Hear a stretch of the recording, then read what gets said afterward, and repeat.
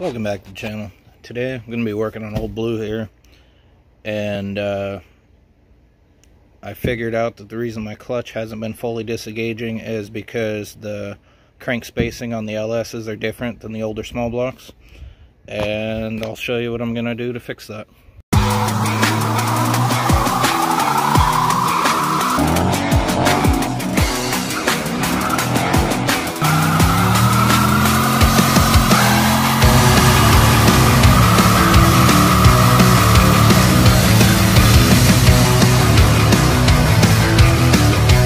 So there's a couple different ways I could have fixed this. I could have bought a flywheel for way too much money that had that 400 thousandths thickness built into it that would correct it.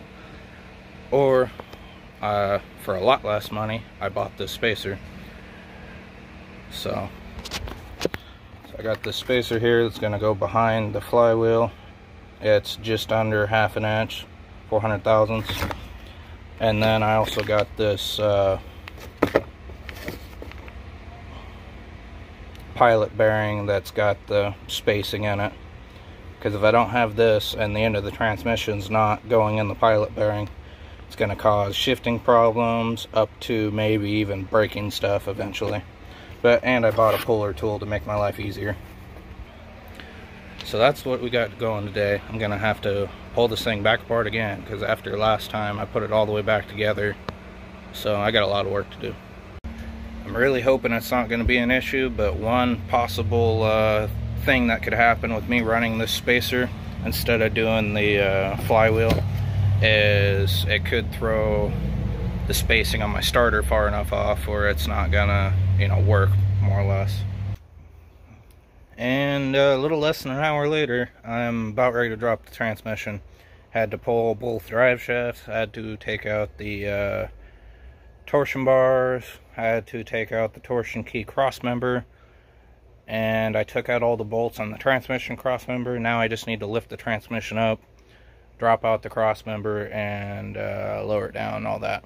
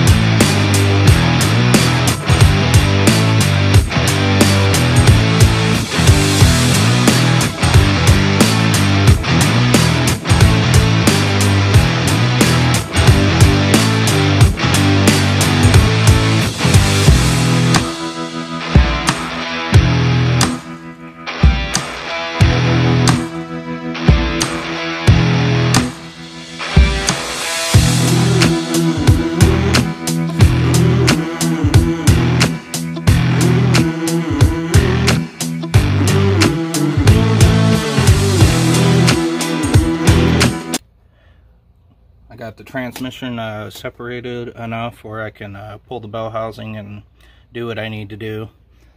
It took a little longer than I wanted it to, and the time lapse is a little longer than I wanted it, but got her disconnected and out of the way just enough. Yeah, so that's with it all the way up, and without the spacer in, it looks, down there perfect. But with that spacer, those teeth are maybe going to catch, I don't know, half.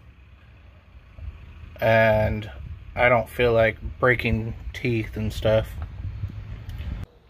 So I have decided I'm going to order the flywheel and send back that spacer. I didn't put it in to see, but like at best I think it would be catching about maybe a third, like the corner of the teeth of the flywheel, and that's how you break teeth. So I don't feel comfortable with that, so I'm gonna go ahead and buy that expensive ass flywheel, and it'll probably be here next weekend or sometime during the week. I haven't ordered it yet, but we'll see.